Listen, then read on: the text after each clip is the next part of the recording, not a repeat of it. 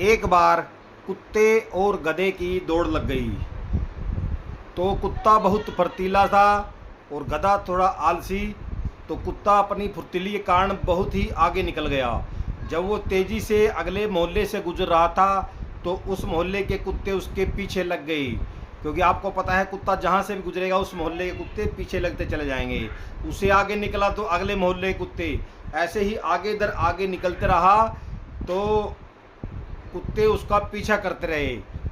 एक कहावत भी है कि कुत्ता एक दिन में हरिद्वार नहा के आ सकता है, क्योंकि कुत्ते उसको पीछे लगते रहेंगे, उसको तेज़ रुकने नहीं देंगे और गधा उससे आगे निकल गया। तो यही बात है, जब भी हम कहीं आगे निकलने की कोशिश कर सकते हैं तो हमें हर राह हर मोड़ पर एक आध कुत्ता मिल जाता है। यानी कि हमें इन कुत्तों को इग्नोर करने की ज़रूरत है, हमें इनकी तरफ नहीं देखना है, क्योंकि इन्हें खुद तो अपना सफल होना नहीं है। लेकिन जब भी कोई हम या कोई और सफल होने की कोशिश करता है तो ये उसे नीचे करने की कोशिश करते हैं, उसे किसी न किसी झांसों में, बातों में, किसी झगड़े में उलझाकर उसे आगे बढ़ने से रोकने की कोशिश करते हैं। तो हमें ऐसे ही कुत्तों से दूर रहना है, इनको इग्नोर करना है। तो सभी साथी इस बात का जरूर ध्यान रखें भाई, क्योंकि गधा बनकर उससे आगे निकल गया, यानी कि उन्होंने किसी बात का गौर नहीं किया कि क्या कर रहा है, क्या सुन रहा है। तो क्योंकि हमें जब हम अपने काम पर फोकस करेंगे, हम किसी भी अपनी चीज़ पर फोकस करेंगे तो हमें दूसरी तरफ ध्यान नहीं होगा कि ये भाई क्या हो रहा है, क्या कर रहे हैं, ठीक है ना। तो हमें इन बातों को इग्नोर करना है, जिसको आगे बढ़ना है। तो ऐसे आदमियों की तरफ ध्यान न दें जो तुम्हारी टांग खींचने की कोशिश करें। एक संत 50 यात्रियों के साथ पहाड़ों से गुजर रहे थे कि अचानक क्या हुआ, भूस्खलन हो गया और वो सभी एक गुफा में छिप गए।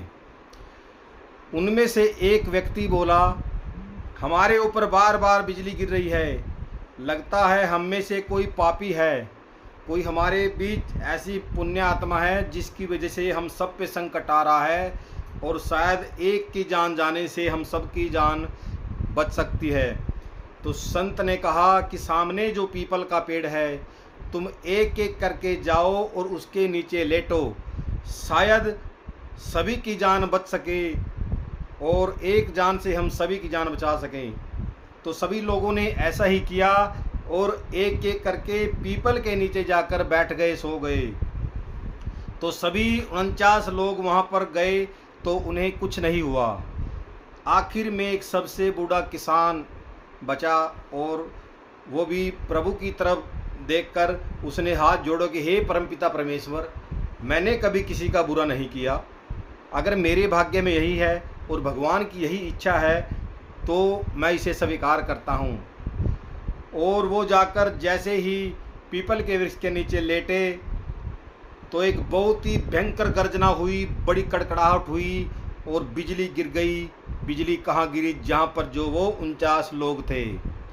और बिजली गिरी तो वह पहाड़ वाली डह टूटकर नीचे डह गई, वो सभी लोग गिर गए उसमें। तो किसान ने जब जाकर देखा तो देखा कि उसने कि अरे सभी लोग तो मृत पड़े हैं। फिर संत ने ऊपर प्रभु की ओर देखकर कहा कि हे प्रभु, इस एक पुण्यात्मा की वजह से हम सब बचे हुए थे। जब तक यह पुण्यात्मा हमारे साथ थी, हमारे सर से ऊपर संकट टल रहा था, और जैसे ही यह हमसे दूर हुई तो हम ये सब 49 के 49 लोग मारे गए। सभी को अपने अपने कर्मों के अनुसार फल मिलता है। जो प्रभु की इच्छा है होता वही है, जो इच्छा भगवान की सोए बनेगा काम। पति का गुस्सा 2 पल का होता है, लेकिन उसका प्यार उम्र भर का होता है। माता पिता के बाद वही एक ऐसा शख्स है जो आपके सारे नखरे मुस्कुराकर उठाता है। बाहर की 100 मुश्किलें सहकर भी वो आपकी खुशियों के लिए दिन रात एक करता है। थोड़ा सा झुकने के लिए अगर आपका परिवार बचता हो तो वहाँ पर अपनी ईगो कभी बीच में नहीं लानी चाहिए। नखरे उठाने वाले बहुत मिलेंगे, लेकिन आपकी फिक्र करने के लिए सिर्फ एक हमसफ़र होता है। एक दिन राजा अपने गुरुदेव के पास पहुँचे और बोले कि हे गुरुदेव, मैं जितना आगे बढ़ने की कोशिश करता हूँ, नई नई परेशानियाँ, नई नई कठिनाइयाँ मेरे सामने आ जाती हैं, कोई उपाय बताइए। तो गुरुदेव उनको एक बड़े विशाल बरगद के पेड़ के पास ले गए और वहाँ पर एक छोटा पौधा भी उग रहा था। तो गुरुदेव ने कहा, हे राजन, तुम्हें इनमें क्या अंतर दिखाई दे रहा है? राजन बोले कि बरगद बड़ा है, इसीलिए उसे सबसे ज़्यादा धूप, आंधी, तूफान और बरसात का सामना करना पड़ सकता है। छोटा पौधा तो बचा हुआ है। गुरुदेव मुस्कुराए और बोले, जीवन का भी यही नियम है। जितना ऊंचा उठोगे उतनी बड़ी चुनौतियां तुम्हारे सामने खड़ी रहेंगी। आंधियां कभी कमज़ोर वृक्ष पर नहीं टकराती, ना ही उसे नुकसान पहुंचाती हैं। वो ऊंचे उठने वाले वृक्षों पर ही वो अपना प्रभाव दिखाती हैं और उन पे ही असर गहराता है। राजा कुछ देर शांत खड़ा रहा, तो आगे गुरु ने कहा, यदि कठिनाइयाँ बड़ी हैं तो ऐसा नहीं कि तुम्हें गिराने की कोशिश कर रही हो, ऐसा है कि शायद तुम्हें और भी मजबूत बनाने की तैयारी हो रही हो। उस दिन राजा महल लौटा। उसकी समस्या, कठिनाइयाँ तो वहीं थी, लेकिन उसके देखने का नज़रिया वहाँ पर बदल गया था। याद रखिए, संघर्ष इस बात का प्रमाण नहीं कि आप गलत रास्ते पर हैं। कई बार संघर्ष ही यह संकेत देता है कि आप पहले से कहीं ऊपर उठ चुके हैं, क्योंकि जितनी भी कठिनाइयाँ आएंगी समझ लो वो आपको झकझोर देंगी।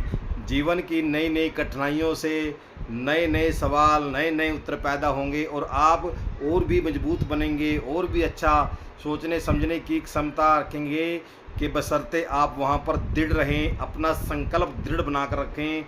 किसी बात से डरना नहीं है। कोई भी मुसीबत कितनी ही बड़ी हो, हर एक बात का हल है। वीडियो अच्छी लगी तो हमारे चैनल को फॉलो करें, लाइक कमेंट शेयर करें। बहुत बहुत धन्यवाद सभी भाई बहनों का। मैं आपका सुनील खट्टा, गांव अभिमन्युपुर, अमेन। बहुत बहुत धन्यवाद। ऐसा ही प्यार और आशीर्वाद मेरे साथ बनाए रखना। जय भीम, जय भारत।